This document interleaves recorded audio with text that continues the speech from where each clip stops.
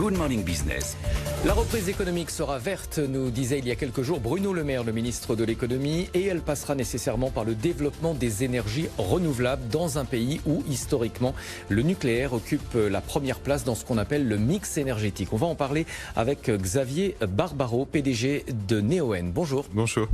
Neoen, c'est un producteur d'énergie renouvelable. Vous venez de publier un chiffre d'affaires semestriel en progression de 33%, grâce notamment à la mise en service de nouveaux sites solaires et éoliens. Expliquez-nous.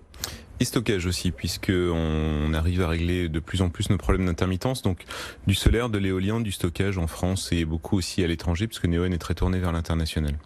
Le stockage, c'est l'un des grands chantiers justement, puisque on sait par définition qu'il n'y a pas du vent tout le temps, il n'y a pas de soleil la nuit. Le renouvelable, depuis longtemps, a pris sa place dans le mix énergétique parce que c'est vert, parce que c'est compétitif. C'est quelque chose que souvent on ne sait pas. Mais il y avait évidemment la question d'arriver à faire une production constante. Et ce que Neoen fait en particulier dans le stockage en France, comme en Australie, comme en Finlande, c'est de lisser cette intermittence et de livrer une électricité prévisible. Quand on regarde vos résultats, on a l'impression que c'est un secteur d'activité qui ne connaît pas la crise. Est-ce que malgré tout, il n'y a pas eu quelques retards dans le développement des projets en raison du confinement? Il y a eu alors l'effet Covid sur la construction des centrales, ça a ralenti certaines constructions, ça a aussi repoussé certains appels d'offres, mais c'est vrai qu'il y a quand même une vague de fonds qui nous porte. Après, c'est un secteur qui connaît pas la crise, mais où il faut quand même pas s'endormir sur ses lauriers.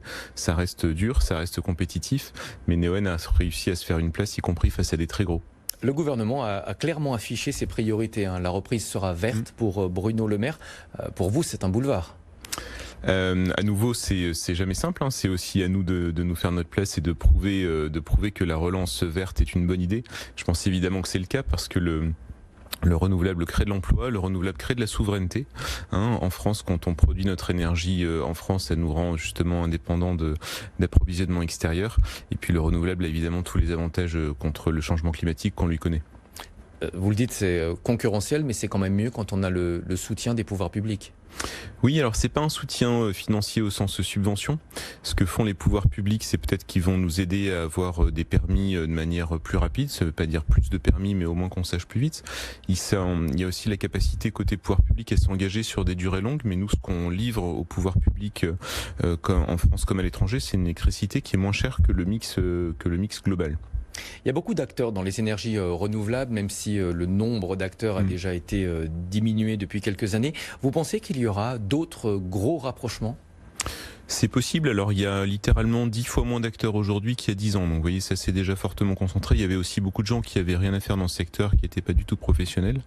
Ce que Neoen a montré, c'est que des sociétés françaises, des sociétés qui étaient des start-up, devenues une PME, devenues une ETI, savent aussi grandir et se faire leur place et innover et tenir tête, y compris à des grands acteurs venus du secteur pétrolier.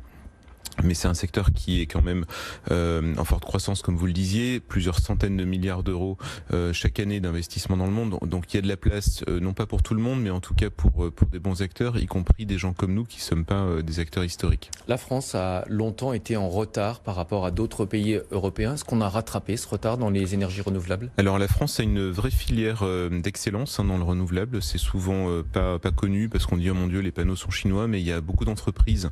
C'est pas faux non plus. Oui, c'est vrai, mais aujourd'hui, les 2/3 de l'investissement dans une centrale solaire, c'est autre chose que des panneaux. Et donc, c'est des Bouygues, c'est des Nexans, c'est des Schneider Electric.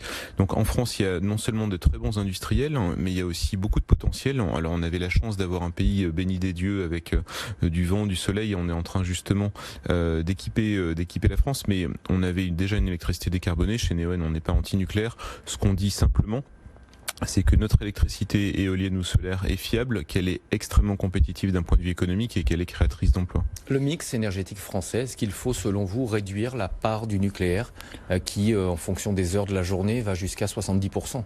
Oui, alors il y a une tendance naturelle quand même à ce que le nucléaire nous fasse de plus en plus de place parce que comme vous le savez, donc les centrales historiques, même si elles marchent encore bien, vieillissent. Donc la question se pose pour leur renouvellement et les centrales nouvelles comme l'EPR coûtent extrêmement cher, même si elles ont évidemment leur place aussi dans le mix du futur. On a la chance d'avoir aussi beaucoup d'hydraulique, donc ça permet d'intégrer très bien en France du solaire et de l'éolien. Nous, on n'est pas du tout des des forcenés antinucléaires, bien au contraire.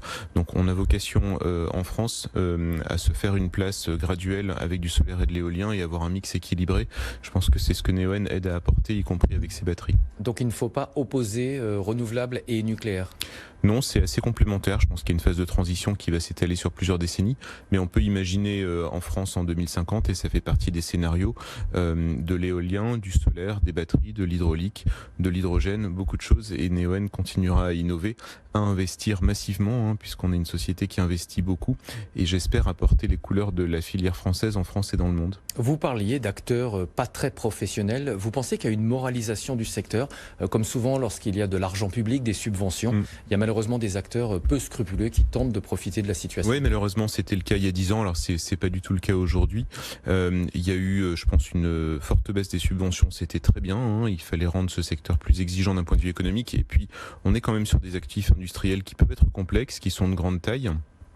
Et il faut beaucoup de rigueur et d'excellence opérationnelle pour arriver aujourd'hui à se faire une place. Donc ce que Neoen arrive à faire, il y a effectivement beaucoup d'agilité en termes de business development, mais les capacités financières et la rigueur industrielle aujourd'hui sont des facteurs différenciants très forts.